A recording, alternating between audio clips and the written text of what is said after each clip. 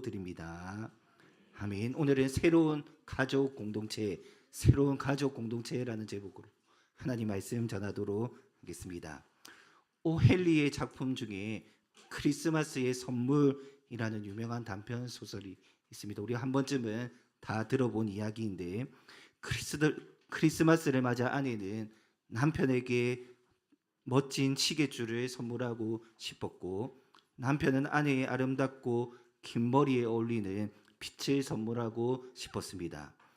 따라서 남편은 자신의 시계를 팔아 아내를 위한 빛을 샀고, 아내는 자기 머리카락을 잘라 남편을 위한 시계줄을 샀습니다. 두 사람의 서로의 선물이 엇갈렸다라는 사실을 깨닫게 되었지만, 서로를 향한 사랑이 얼마나 깊은지를 알고 기뻐하며 이 크리스마스의 선물이라는 이야기는 끝이 납니다. 그런데 이 이야기의 원래 제목은 따로 있는데, 바로 동방박사의 선물이라는 제목입니다.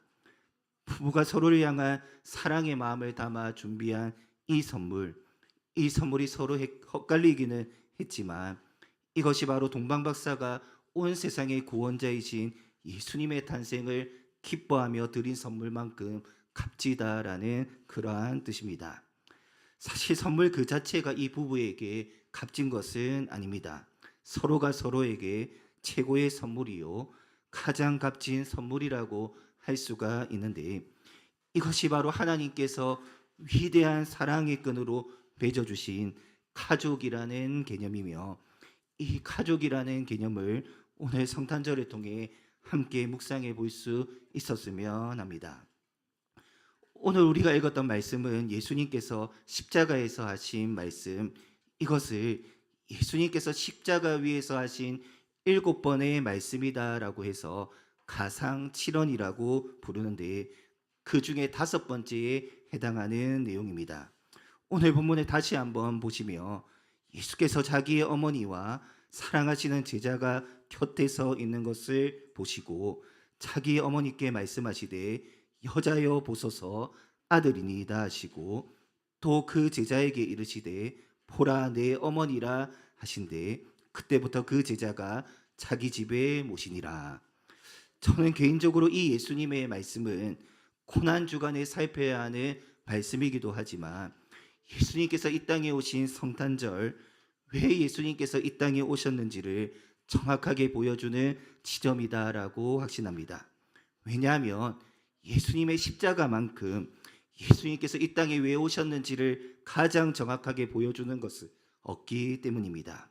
그리고 특별히 이 예수님의 말씀에는 새로운 가족 공동체, 곧 교회를 우리에게 선물로 주시는 예수님의 그 은혜와 사랑이 담겨 있기에, 이러한 측면에서 예수님께서 이 땅에 오신 목적, 예수님이 십자가를 지신 이유, 바로 새로운 가족 공동체인 교회를 선물로 주시기 위함이다, 이렇게 우리는 생각할 수 있습니다.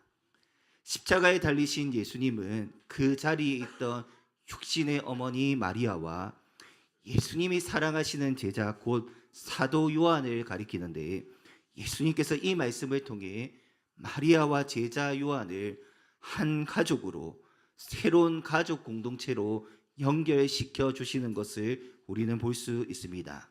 여러분, 예수님께서 왜 이러한 말씀을 하신 것일까요? 더 이상 육신의 어머니를 모실 수 없는 그러한 상황이기에 효도의 차원에서 이러한 말씀을 하신 것일까요? 그렇지 않습니다. 우리는 오늘 말씀을 그러한 관점에서 이해해서는 안 되는데, 그렇다면 우리는 오늘 이 예수님의 말씀을 어떻게 이해해야 하겠습니까? 지금 예수님은 십자가에서 죽으시는 그 순간 하나님의 새로운 가족을 선물로 주신다, 우리는 이 말씀을 이렇게 이해할 수 있어야 합니다. 오늘 말씀의 제목처럼 예수님의 탄생은 새로운 가족 공동체라는 선물을 주기 위함이다라는 사실로 오늘 말씀을 받을 수 있어야 합니다. 요한복음만큼이나 가족이라는 개념을 잘 보여주는 성경은 없습니다. 몇 가지만 말씀을 드리면, 먼저 요한복음만큼 아버지와 아들이라는 표현을 많이 사용하는 성경은 없는데 요한복음 5장 20절 말씀을 보시면 아버지께서 아들을 사랑하사 자기가 행하시는 것을 다 아들에게 보이시고 또 그보다 더 큰 일을 보이사 너희로 놀랍게 여기게 하시리라 이렇게 말씀합니다. 요한복음 10장 30절 말씀에서도 예수님께서 말씀하시기를 나와 아버지는 하나이니라 이렇게 말씀하셨습니다. 진짜 중요한 말씀 요한복음 17장 21절과 22절 말씀인데 이 말씀 우리 함께 한번 읽어보겠습니다. 요한복음 17장 21절과 22절 말씀 함께 읽겠습니다. 아버지여 아버지께서 내 안에 내가 아버지 안에 있는 것 같이 그들도 다 하나가 되어 우리 안에 있게 하사 세상으로 아버지께서 나를 보내신 것을 믿게 하옵소서. 내게 주신 영광을 내가 그들에게 주었사오니 이는 우리가 하나가 된 것 같이 그들도 하나가 되게 하려 함이니이다. 이 요한복음 17장은 예수님의 대제사장적 기도라고 불립니다. 십자가 지시기 전 예수님께서 겟세마네 동산에서 기도한 내용이 바로 이 내용입니다. 그런데 이 예수님의 기도는 한마디로 아버지와 아들, 곧 하나님과 예수님이 한 가족인 것처럼 교회도 새로운 가족이 되게 해 주시옵소서. 그것도 하나님 예수님과 같은 가족이 되게 하여 주옵소서. 이러한 예수님의 기도입니다. 이러한 가족이라는 개념은 요한복음 전반에 너무나 많이 갈려 있습니다. 우리가 잘 알고 있는 말씀, 영접하는 자, 곧 그 이름을 믿는 자에게는 하나님의 자녀가 되는 권세를 주셨으니 이러한 하나님의 자녀라는 개념도 요한복음에 등장하는 독특한 표현입니다. 여러분, 예수님의 오심은 새로운 가족의 탄생을 알린다 이렇게 말할 수 있습니다. 예수님의 십자가는 새로운 가족을 위한 십자가다 이렇게 말할 수 있는데 이것을 조금 신학적인 표현으로는 새로운 창조, 새 창조라고 부릅니다. 여러분, 예수님께서 이 땅에 십자가를 지시기 위해 오셨습니다. 그런데 그 십자가는 단순한 죽음의 핵심이 아니라 죽음을 넘어 새로운 생명을 탄생시키는 위대한 새 창조의 역사다. 이 사실을 우리는 꼭 기억해야 합니다. 예수님께서 이 땅에 오시기 전 400년 동안을 중간기, 암흑기라고 부르는데 하나님께서는 이때 철저하게 자신을 감추셨습니다. 침묵하셨습니다. 하나님께서 말씀하지 않으시고 계시하시지도 않으시고 침묵하셨다. 이것은 마치 죽음의 상태와 같다 이렇게 말할 수가 있는데 그때 그 죽음의 상태를 뚫고 새로운 생명과 새 창조의 은혜를 주시기 위해 이 땅에 예수 그리스도께서 오셨습니다. 그리고 그 절정은 너무나 역설적이게도 바로 예수님의 십자가라고 할 수가 있는데 여러분, 예수님의 탄생은 예수님의 십자가는 죽음을 생명으로 바꾸는 위대한 새 창조의 역사라는 사실을 우리는 꼭 기억하고 오늘 이 성탄절에 이것을 깊이 묵상할 수 있어야 합니다. 요한복음은 이 사실 예수님의 오심과 십자가가 새로운 창조를 의미한다. 이 사실을 매우 강조합니다. 그래서 예수님께서 잡히시고 예수님이 죽으신 곳 마태복음과 마가복음은 겟세마네라고 표현하고 누가복음은 감람산이라고 표현하는 것과는 달리 요한복음에서는 예수님이 잡히신 곳, 예수님이 죽으신 것을 동산이라고 표현합니다. 요한복음 19장 41절의 말씀입니다. 예수께서 십자가에 못 박히신 곳에 동산이 있고 동산 안에 아직 사람을 장사한 일이 없는 새 무덤이 있는지라. 요한복음 25장 15절 말씀에도 보면 예수께서 이르시되 여자여 어찌하여 울며 누구를 찾느냐 하시니 마리아가 그가 동산지기인 줄 알고 이르되 주여 당신이 옮겼거든 어디 두었는지 내게 이르소서 그리하면 내가 가져가리이다. 즉 예수님의 고난과 십자가, 예수님이 묻히신 곳과 부활하신 곳, 이 모든 것이 동산에서 일어났다라는 것입니다. 이것이 무엇을 의미하느냐? 첫 창조의 중심이 에덴 동산이었던 것처럼 새로운 창조도 예수님의 십자가와 부활과 함께 동산에서 일어났다라는 것입니다. 사랑하는 성도 여러분, 이처럼 예수님의 오심, 예수님의 십자가와 부활이라는 측면에서 볼 때 오늘 말씀은 어머니와 사랑하는 제자를 하나님의 가족으로 새롭게 창조하신 사건이다, 이렇게 말할 수 있습니다. 첫 창조에서 아담과 하와로 구성된 가족이 시작되었듯이 예수 그리스도의 탄생과 예수 그리스도의 십자가를 통해 새로운 하나님의 가족이 시작되었고 새롭게 창조된 것입니다. 그리고 그 새로운 가족이 바로 우리 교회입니다. 요한복음 1장 29절 말씀에 따르면 예수님은 세상 죄를 지고 가는 하나님의 어린 양으로 이 땅에 오셨습니다. 그리고 그 어린 양으로서 친히 십자가를 지셨고 십자가에서 달리셨습니다. 그리고 그 십자가를 믿는 자만이, 그 십자가가 주는 구원의 능력을 믿는 사람만이 하나님의 새로운 가족이 될 수 있습니다. 여러분은 이 예수님의 오심을 믿으시나요? 십자가를 믿으십니까? 믿음으로 새로운 가족 구성원, 교회로 부르심을 받으셨나요?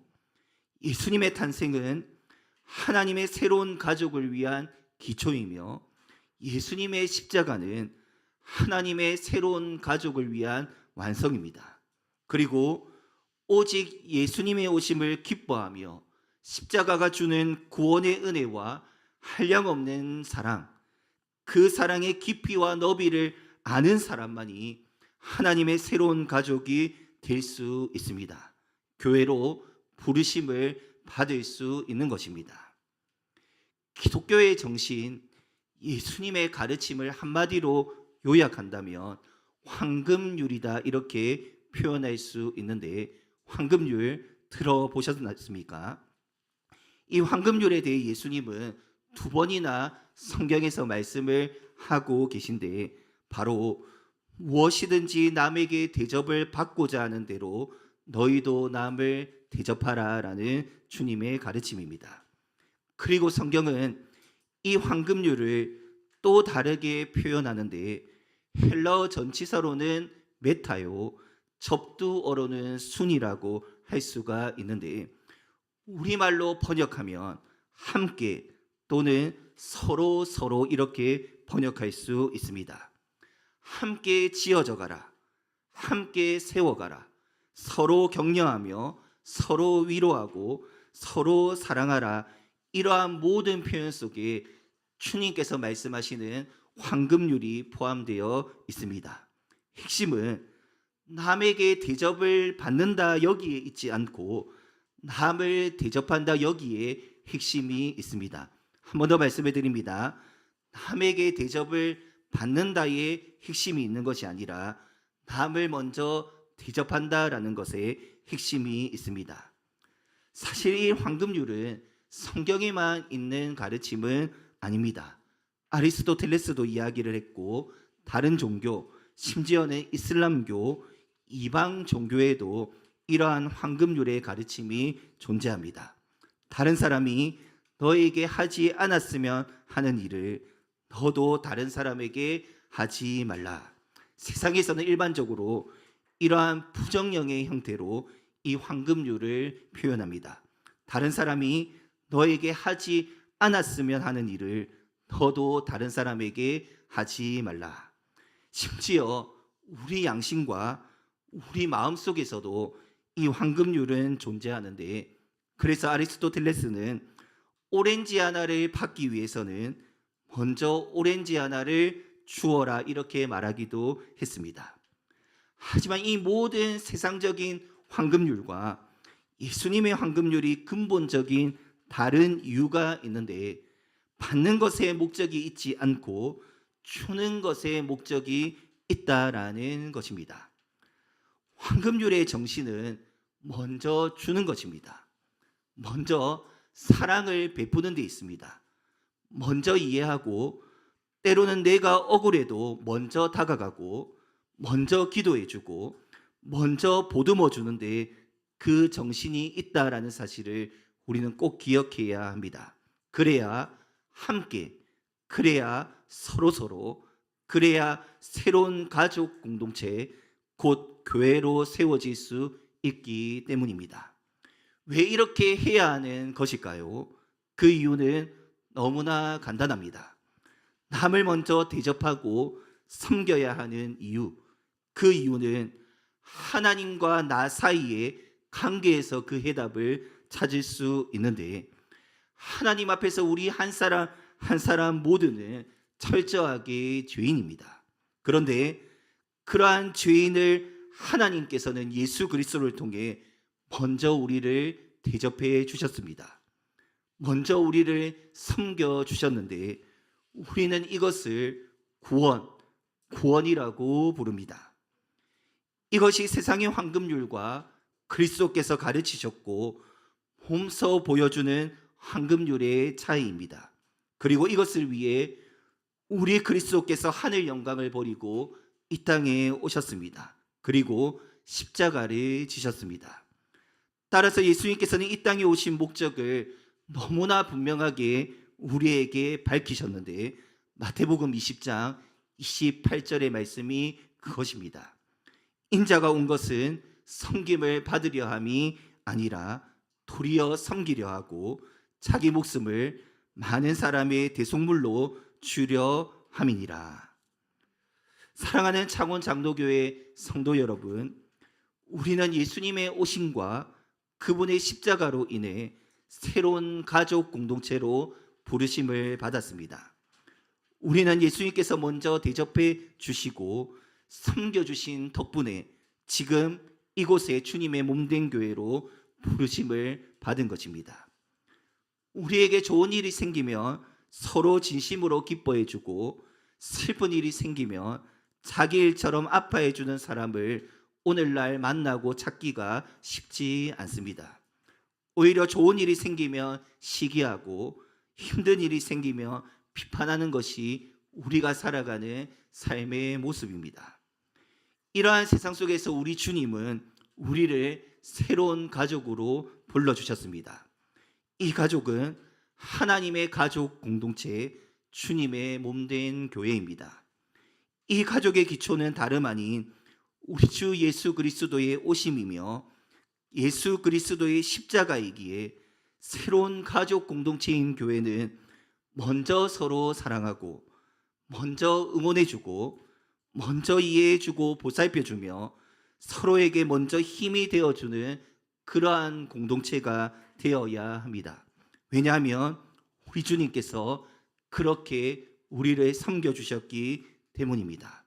주님께서 먼저 하늘 영광을 버리시고 이 땅에 오셨고, 먼저 십자가를 지심으로 우리에게 구원의 은혜를 베풀어 주셨기 때문입니다. 오늘은 성탄절입니다. 12월은 한 해를 정리하는 시간이기도 하지만 오히려 새로운 한 해를 시작하는 시간이기도 합니다. 왜냐하면 우리는 예수 그리스도를 중심으로 살아가는 새로운 가족 공동체로 부름을 받았기 때문입니다.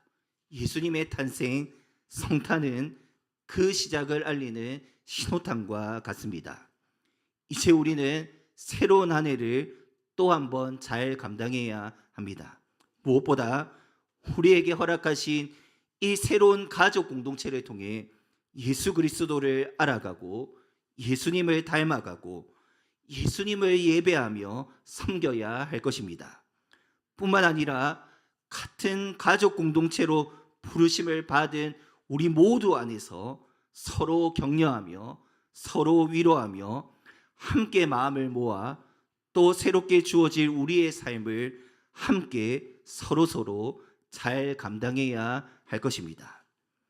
이 모든 것이 결코 쉽지 않을 것입니다.